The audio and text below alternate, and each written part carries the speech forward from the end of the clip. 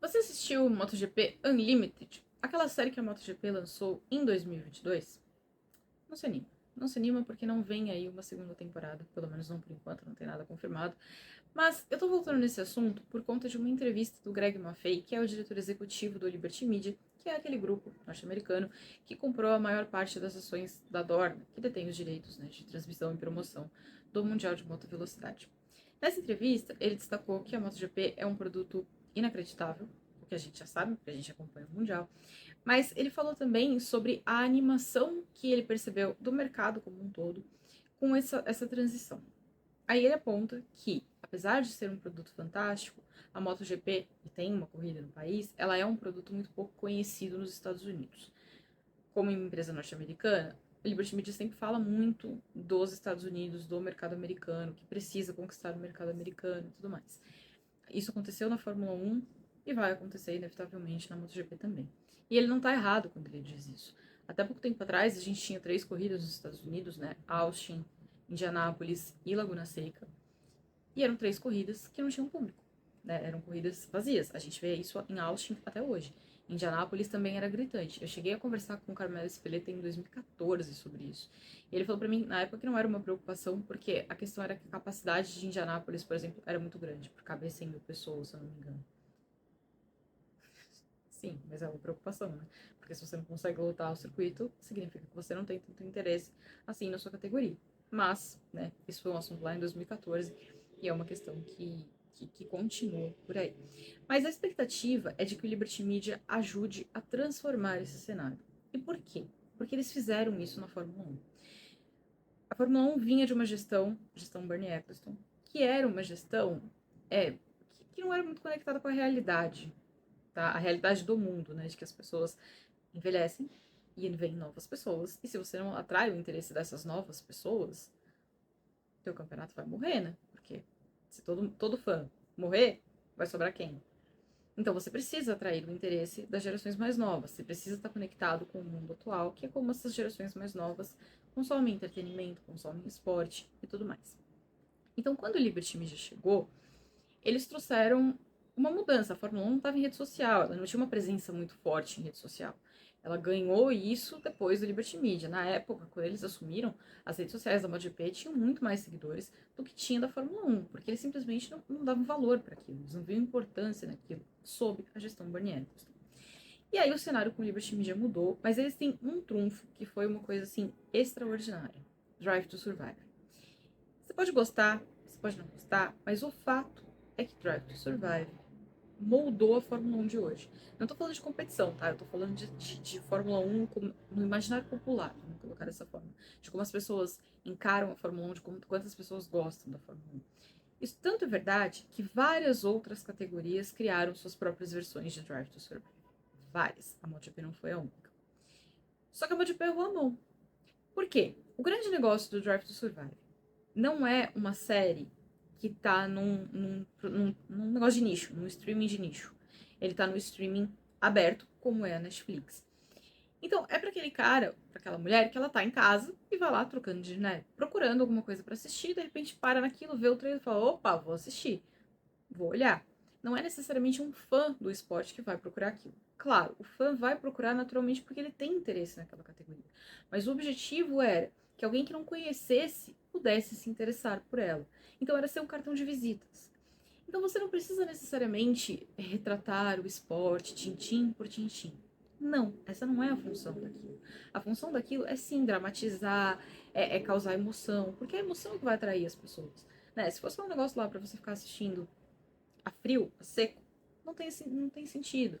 Então eles precisavam conquistar as pessoas pela emoção. Drive to Survive fez isso. A audiência de hoje da Fórmula 1 é um público completamente rejuvenescido. Então, quando a MotoGP veio com o MotoGP Limited, o objetivo era replicar o que fez Drive to Survive.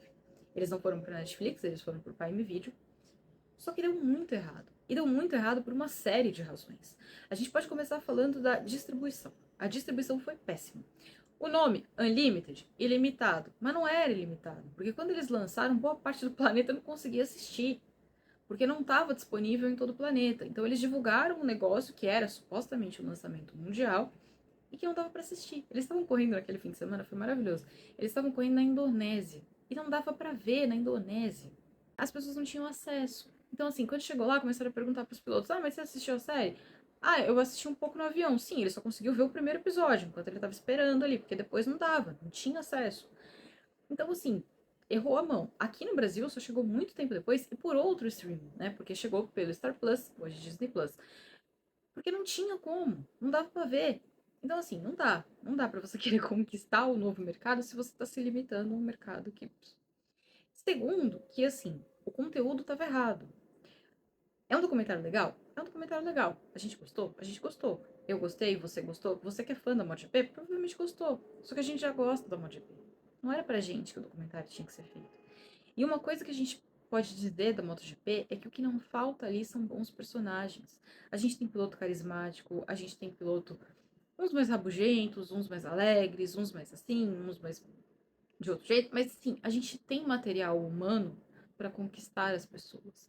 A gente tem pilotos carismáticos. Talvez eles não sejam, né? A gente não tem um grid inteiro de carismas de Valentino Rossi, por exemplo, mas a gente tem pilotos ali que são bons de pessoas, que são bons no relacionamento pessoal.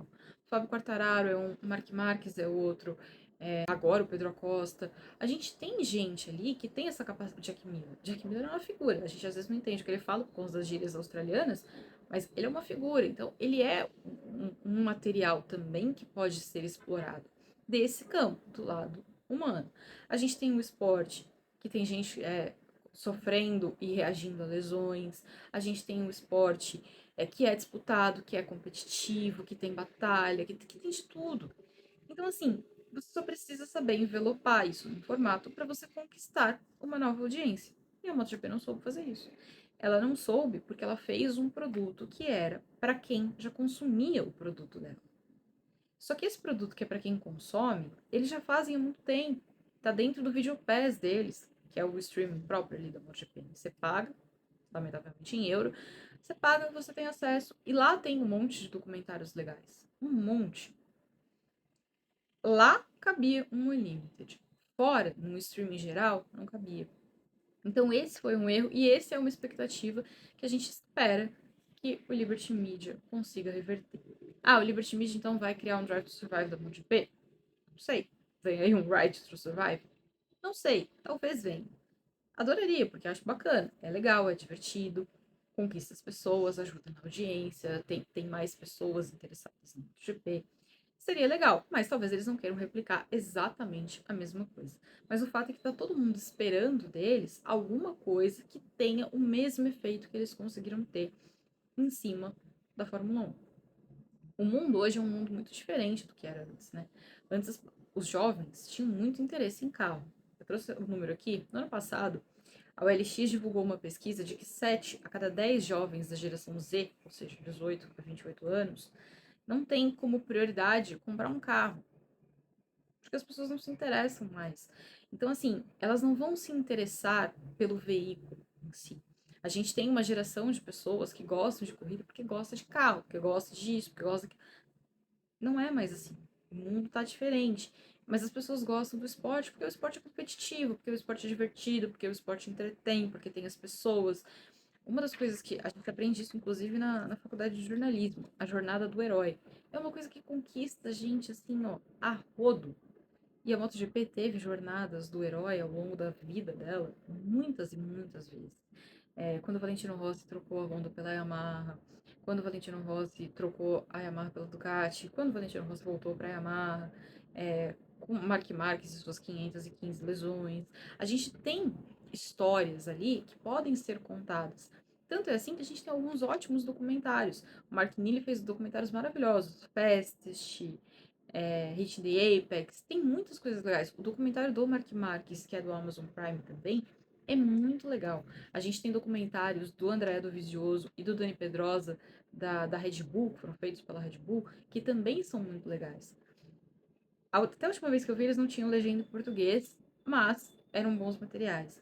Então, assim, a gente tem conteúdo na MotoGP para que esse tipo de coisa se torne realidade. Para que a gente possa ver uma MotoGP sim, sofrendo, né? Bem, entre aspas, o mesmo efeito, o mesmo impacto positivo que Drive to Survive teve na Fórmula 1. Mas precisa acertar a mão. quando você vai fazer um produto como esse, não adianta você olhar para dentro. Não adianta você, é óbvio, você não pode abandonar o seu consumidor, mas o seu consumidor vai assistir aquele produto porque ele já gosta do seu campeonato. Mas você precisa garantir que você vai conquistar um público novo. E a MotoGP falhou nessa missão. Vamos ver se o Liberty Media vai conseguir. Ele também fala na entrevista que tem que melhorar a experiência na TV. O Liberty Media trouxe muitas inovações para a transmissão da Fórmula 1. Eu, particularmente, não acho que a MotoGP esteja atrás nesse sentido.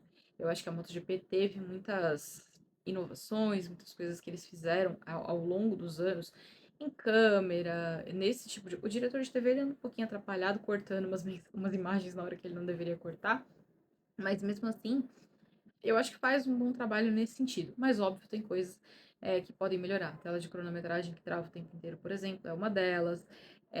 Eu não vejo motivo para eles terem sumido com boa parte das informações que a gente tinha dos pilotos das classes menores, porque o campeonato é um todo.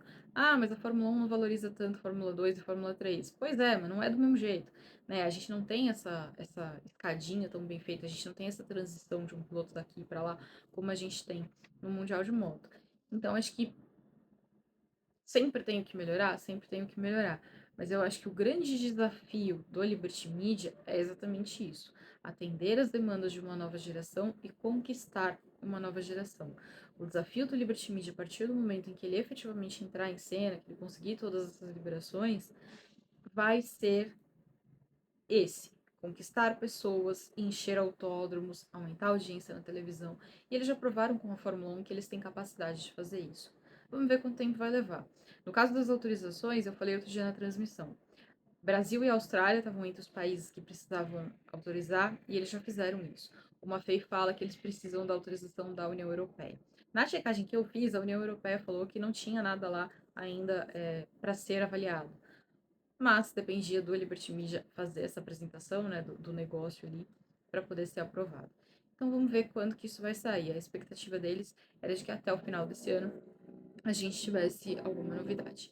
Vamos ver. Mas, no mais, é isso. A função do Liberty Media não vai ser mexer no campo esportivo. O Liberty Media não tem conhecimento para fazer isso. Como o próprio nome diz, o Liberty Media vai tratar da promoção, de divulgar, de levar a MotoGP para mais gente. Talvez tornar a MotoGP o assunto da fila da padaria, talvez, a gente ia gostar. Mas o objetivo é esse: conquistar mais pessoas. E foi nisso que o MotoGP Unlimited falhou. Agora me conta aí, o que você espera do Liberty Media? E você acha mesmo que o MotoGP Unlimited era bom ou era ruim? Me fala e a gente se vê depois. Valeu!